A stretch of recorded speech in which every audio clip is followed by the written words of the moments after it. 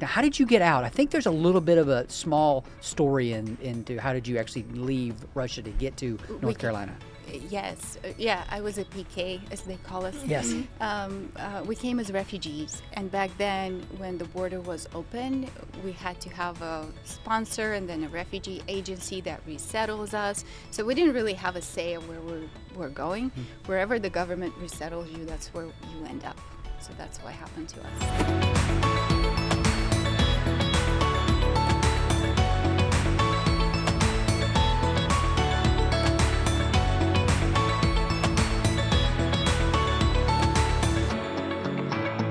Welcome to the Holy Spirit at Work podcast with global marketplace leaders, part of Global Awakening. We are so glad you're joining us. And today we have a special guest, Marina Gunther, with us today. Welcome. We're glad you're here. Thank you. Thank you for having me here. It's an honor. Well, every week is exciting. Yes. Dr. Jeff, you're with us. I'm Katherine Burnett, and we're going to just dive into how Holy Spirit really impacted you to just launch out from being employed to being just an entrepreneur. Can you share just a little bit of your story with us? I think it's a story of faith, really. And I guess where I want to start is from the very beginning, is from my childhood, if you don't mind, because I feel like I want to give credit where credit is due, and that's to my parents, first of all, because they modeled faith for us so well that when I grew up, it was easier for me to make those decisions. Where did you grow up exactly? So my family is originally from Russia. Okay. I came to United States. We came as a refugee family when I was 9 years old. And actually, that's where the story begins. Okay. So I'm fourth generation Christian. My great-grandfather spent 23 years in prison for being a Christian. My grandfather was born in prison, and even my dad was imprisoned. So as soon as the Soviet Union collapsed, my parents were able to come to Russia, and they did. They took that opportunity. And we had a house, I still remember, we had a big house in Russia, and my dad was a pastor. And when they were led to leave Russia, they wanted to sell the house because that's the only investment that they had and only money that they had. So they had a buyer and a contract for the house and a really, really, really good deal. And the Lord tells them, I believe it was in a dream in the middle of the night, both of them, that this is my house. How are you selling it? Oh, wow. So they wake up together and they're like, wow, that's crazy. You're right. People of the Lord gather here. Because back in the Soviet Union, there were no churches. Yeah. We couldn't have churches. So they made the decision to break the contract and not sell the house. There were some negotiations going on. The buyer still wanted the house, but they were like, no, this belongs to the Lord. We can't sell it. And my dad said, the Lord will provide for us in the U.S. So they came with just a couple $100, 3 kids. I have 2 more brothers. And 5 suitcases and 0 English, not even okay. I didn't even know what okay meant. And we came to the U.S., believing God will provide because they just donated a house to the church. And there's still actually a church that exists there today, to this day, in the same house, which is pretty cool. Oh, that's amazing. So I just want to get this for all of our audience, because so many business, not just leaders, but just people there in the marketplace are there. So as you get into your story of how the Lord led you in your career, that was not your background. Your background was being a pastor's kid as you make it out of Russia to the United States. Now, how did you get out? I think there's a little bit of a small story into how did you actually leave Russia to get to North Carolina? Yes. Yeah, I was a PK, as they call us. Yes. We came as refugees. And back then, when the border was open, we had to have a sponsor and then a refugee agency that resettles us. So we didn't really have a say of where we're going. Wherever the government resettles you, that's where you end up. So that's what happened to us. Okay. Okay, so that was how you settled in North Carolina, In North correct? Carolina. But God's plan in all of it, because that's where you still are today, right? I am. So when we came there, I believe it was a week or 2 weeks in, my dad goes to a local Salvation Army looking for clothing and toys for his kids, right? Because we have nothing, absolutely nothing. And while there, they noticed a lady that was unloading donations, and they decided to help her with like huge big bags. So they help her, and she realizes they have an accent, and she says, well, who are you? You know, what are you doing? And the interpreter interpreted, and they have a conversation, and he says, it's a refugee family. They just got here 2 weeks ago. And after about 15 minutes, she says, well, I want to give you a house since you don't have a place to live. My. Her name was Susan Fair, and she became our American grandmother. As we now, we became family. We lived with her for about, 8 years or something like that.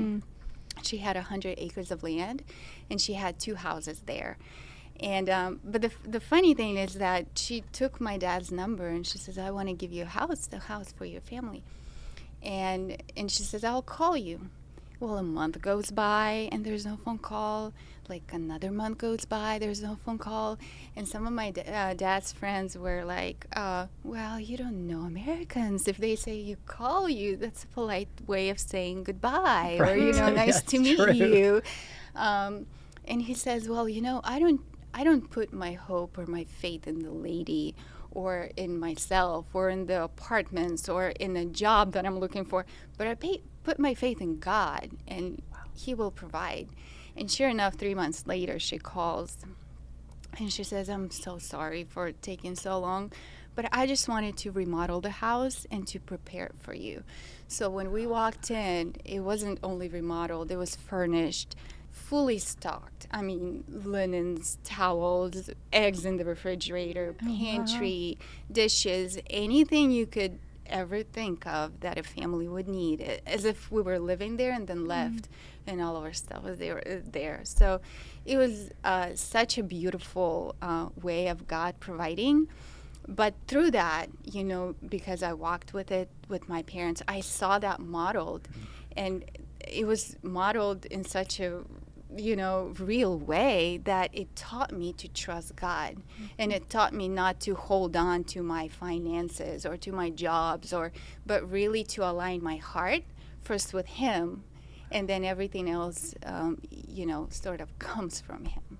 Oh, that's amazing, because your parents sold a house when they Yes, left, and they yes, got a house, not yes. just a house, but fully furnished. Yes. They got family, they got furniture, they got groceries. Absolutely. You got land. I know, it's like when God does it, He does complete picture of a full harvest for the seeds they had sown.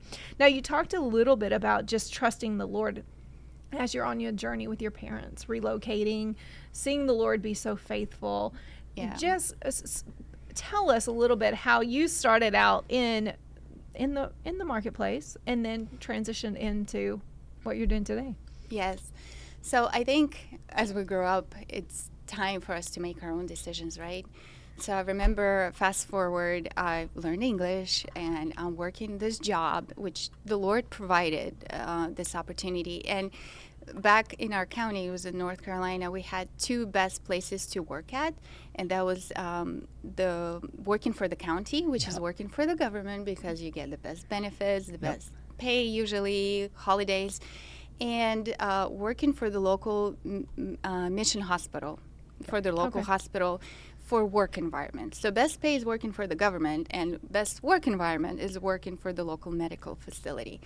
Well, I worked for the government, but stationed at the local medical facility. My office was located. So I got best of both worlds. Yeah. And there were only 8 positions like that in the county, 8 of them. And I was the youngest one, and nobody knew how I got there.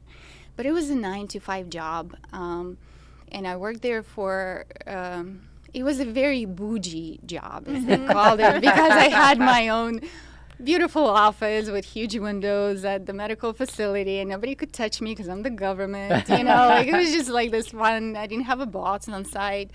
But when God gives you something and the grace is lifted for that period of time, I felt like the Lord was telling me I need to leave that job, because I didn't need to do the 9-to-5 job anymore. And it was so hard to do. It felt like Abraham sacrificing Isaac, because my identity was almost tied to that job. It was really cool being the youngest one in the 8 jobs in the county, right? Because you had such favor. You're like 23, 24 years old. Yes, at I'm this in my point. 20s at this point. Okay. Yeah, I'm in my 20s. But I'm realizing that this is something I need to give up. And I thought, so I shared it with my parents, and they supported me. And I thought, okay, I need to find another job. So I started looking for something flexible. And I was volunteering for local nonprofit Catholic charities, working with refugees because I spoke Russian and Ukrainian and English. So kind of interpreting. And the local director really loved me a lot. And when she found out that I'm willing to switch jobs, she's like, oh, Marina, let me see if I can find something for you. So she applied for this grant, AmeriCorps internship program, and got this grant about a month later. And it was working 4 hours a day, like 20 hours a week, very part-time, less than half the pay that I'm getting there hourly. I was getting salary, but this was like $10 an hour. I was getting like 3 times more, or even more. And no benefits at all. Mm-hmm. Right. And I just felt like that's what I needed to do. And when I made that decision, there was a lady, we loved her, but she was our sort of like a mentor family when we came to America, her and her husband both. And they were older and, kind of took us under their wing to let us know about the culture. And so when she learned about that, she called my parents and she said, she actually came to our house, had a meeting with my parents, and said, you need to talk to your daughter. She's not making wise decisions. No. She does not know what she's doing. She's butchering her career. She's just, anyways, trying to talk me out of it. Meaning, if I do this bad move right now, I have no future at all. But thank God for my parents. They supported me, and I did resign from my position and worked for that nonprofit. And later, I became. It's a long story, but I became the director of the nonprofit. I supervised. First, I became an immigration program supervisor and supervised immigration program out of 3 different offices from 3 different cities. It was Charlotte, Asheville, and Winston-Salem, and then I became the director in the nonprofit. And so God just opened up so many doors just because I trusted Him. And to me, giving up that job was sort of like sacrificing Isaac. Mm-hmm. And if you really think about it, it wasn't about sacrificing Isaac. It was about Abraham at the end of the day. So to me, that job, I guess God was testing my heart, first of all. Am I really, and that's how I test my heart now. If I'm really holding on to the job, to the comfort, to the stability, or am I really seeking God? And the business, the money that I have, I'm using that as a tool to glorify Him. So that was my Isaac and my test for me. Well, let me bring you back a little bit, because so many people are going to stop and go, now, how did she know? Mm-hmm. How did she hear? Did you have a dream?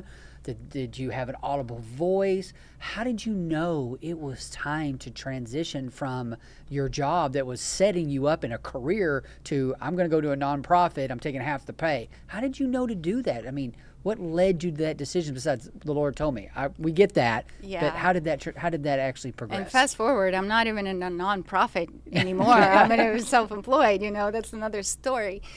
But I'm very grateful for that nonprofit experience, because that was the prep work for what I'm doing right now, actually. And the Lord is interesting how He works.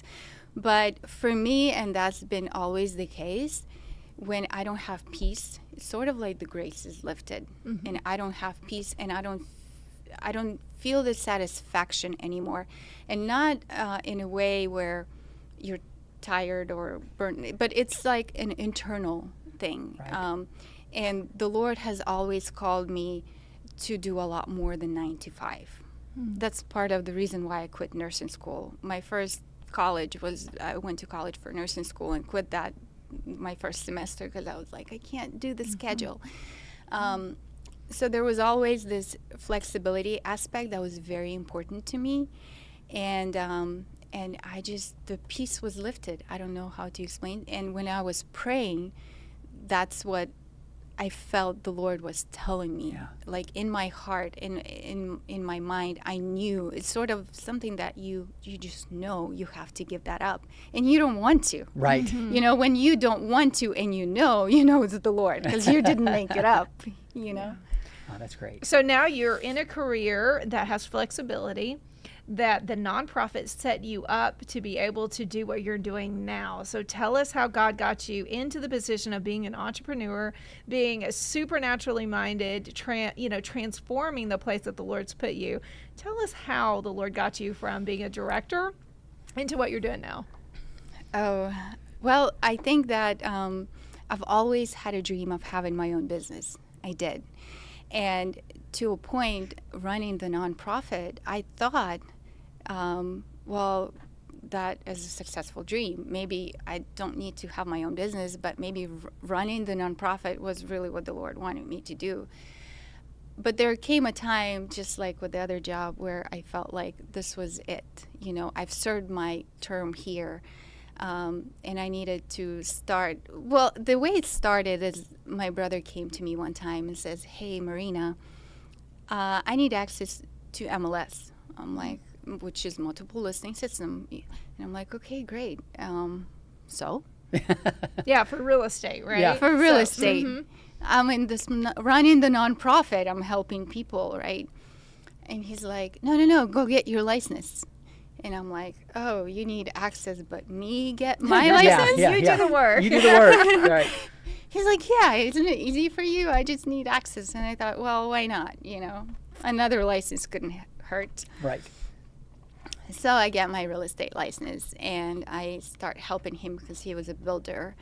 And little did I know that would open up the door, and that's the field I'm going to go into eventually, and resign from the nonprofit position I was doing. And really, that was my dream. And now my brother is a developer. I'm a real estate agent, and I own a couple of short-term rentals. And the interesting thing, maybe, how much time do we have? Oh, Do we're we have- good. We're good. Keep Right going. there. You know, I will talking about development and real estate. I want to go back to the lady that hosted us, Susan Fair. In fact, this happened a month ago. This is very, very current, and you're the first ones to hear about All right. this. Actually, we haven't made this public, to be honest. So I've helped my brother find this very beautiful piece of property last year. Well, it's been 2 years now, and we've just had it's on the mountain. We live in the mountains, so it's an entire mountain, like 17 acres, and on a ridge line, which has amazing views. I mean, just beautiful. But we just had a lot of difficulties with development in the county, with like water and all of that stuff, jumping through all the loopholes in development. But when we were getting ready to name the roads, he decided, well, why don't we honor the lady that hosted us and name a road after her? Oh, wow. And we're like, that is such a wonderful idea. You know, why don't we? Years later, you know, she's 87 right now, 86, 87. So we decided to name the top road, which is on the ridge line, which has the stunning views, in honor of her. And once we got all the paperwork, which was 2 months ago, we invited her over. We didn't tell her what we were doing. We were like, we just want to show you something. So we bring her up to that top of the mountain with gorgeous, like, long-range views. And we tell her, we thank her for what she did to us, you know, how she hosted us. And she let us live at her house and then became our family here, and just really helped us succeed in this country. And that we named the road after her, and now it's in our. And she became very emotional, obviously. Oh, yeah, and, for you know, sure. like she was very touched, not expecting this at all. And now, what we're planning on doing is building a house on her road, and we'll take care of her in her retirement. So that's what's in the works right now. And, you know, why this story I think is so beautiful is because even in financial decisions that my dad made, right, by donating a house, it really blessed not only his family, it blessed her, and it blessed me because I learned they modeled something for me. And it blessed her. And with the financial decisions that she made, because it cost her money to, you know, hold a family. We didn't pay for anything. She paid for our cell phones in the beginning. Like, she really took care of us until we started working and learning English. And afterwards, obviously, we're paying expenses and helping her. But in the beginning, she was investing just by faith. And she was a very devoted Catholic woman. She was French originally, but came to America as well. And, you know, and God brings it to full circle. She didn't even think that that would happen. So That's awesome. That's amazing. So what would you tell, you know, our listeners here today that are, you know, contemplating, like, you know, should I stay in the job now? I'm feeling maybe I should leave, but I'm not 100% for sure. You know, what would your words of wisdom as somebody that's walked through this yourself and continuing to in the next season? What would you tell the person that's contemplating, like, well, I don't know what to do in this moment? I guess for me, when I face decisions like that, it would always be, what are my motives? Why am I feeling that way? That would be the first question. Because sometimes God actually puts us in positions where we have to humble ourselves and stay there until due time, right? Because if you're pregnant and you have a baby preterm, well, there could be issues. Right. And sometimes the baby may not even survive if you do it too early. So it really, that's where the relationship with the Lord comes in. If you have that relationship, He will guide you. And that's something that I seek Him first. You know, I don't want to preach here. I know this is financial, but really, that's the number one thing that I can tell people, and what my family taught me, is when you really seek Him first, when you align yourself with the Lord, then He guides you, and you'll know. You will not make the right decision. And I also pray, one of my prayers that, I don't know where I got that from, but I remember from early age, I would pray, Lord, give me the desires that would align with your will. I want to have wishes and desires. I don't want my desires to be opposite of what you want for my life. Speak to me with desires. So, and when I'm aligned with the Lord, I believe that He puts those desires in my heart, and I think He'll do it to other people. So that's would be my number one advice, is really seek the Lord, align yourself with Him, and He will tell you whether this is a humbling experience and you have to stay there a little bit longer, or this is an Isaac that you have to give up, or this is a comfort that you're holding on to more than you're holding on to Him. Because sometimes we get so comfortable in life and we're like, oh, you know, change, I'm good. So it's really, you know. Now, as you've transitioned in all of these different phases, you've had a walk of faith. What did that walk of faith look like, where you really had to hold on to either the word the Lord gave you, just the peace of the Lord? Like, what was that walk of faith journey into? Your real estate license, buying investment properties. What did that look like? How did you know you were on the right path? What did that look like? Well, peace would be a big indicator for me, for sure. Even if I have the peace, but it's against anything that makes sense. Sometimes, you know. And then confirmations from people that I trust and who are older with me. Obviously, I do consult with people, with my parents and other advisors in my life. Hey, is this a good decision, or am I going crazy, or this is not that wise, you know? So you have to have godly mentors, I think. And for me, that's been a big one. So how did you handle, when you had someone that that was helping you, through the process, and they thought, okay, I heard she's quitting her job. Has she lost it? I mean, that doesn't make any sense. How did you handle those moments when you knew you heard the Lord, but you were going against the wisdom of, people that were close to you, that looked after you, that literally loved you, but you knew it was the Lord? How did you handle that? That's hard. That was hard, Jeff. Yes, that was hard. And in fact, that made me question, am I doing the right thing? Sure. It really did. And part of me, because I wanted to stay there, I liked, but It was comfortable. It was very comfortable. It's a good life.